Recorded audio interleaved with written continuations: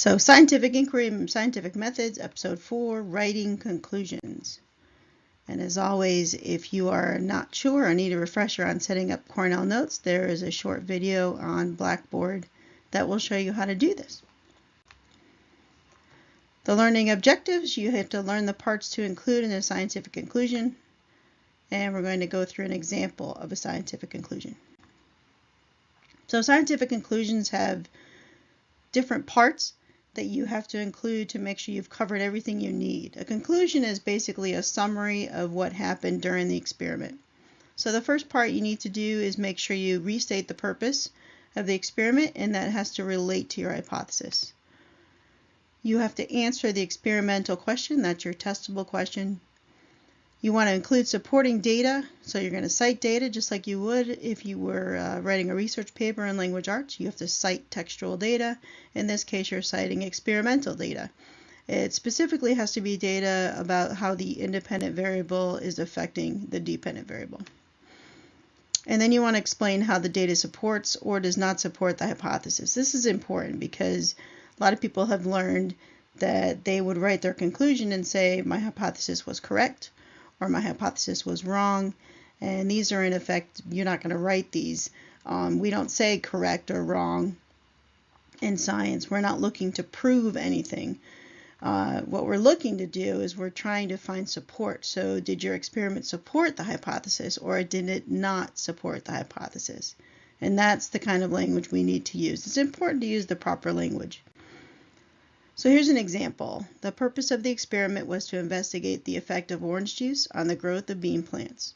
We compared the growth of bean plants given orange juice instead of water for 15 days to a control group which had an equal number of plants given water. The hypothesis was that plants given orange juice would have increased heights. No significant difference was found between the height of plants given orange juice and the height of plants given water. Our data showed the average height of all plants with orange juice was 10.2 centimeters, and the average height of all the plants given water was 10.4 centimeters. The hypothesis was not supported. So this is a good conclusion. It includes all the parts we talked about, so let's see if we can find those parts. So the first one I see jumping out at me is the purpose. So the purpose is right here.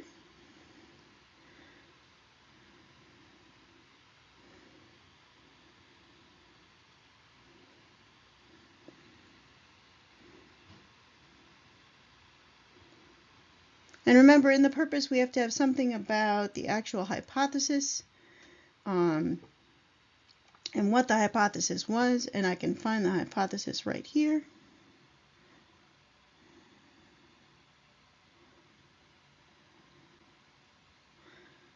And remember, my hypothesis shortcut is capital H with a circle. Then we're looking for, is there supporting data? And in this case, we have the data right here.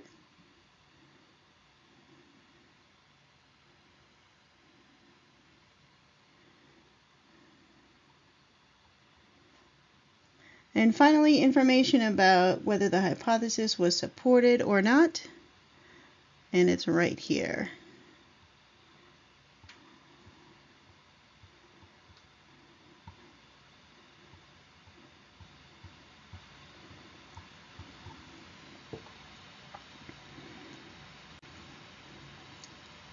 All right, so hopefully you've learned a little bit about the parts you need to include when you're writing a scientific conclusion.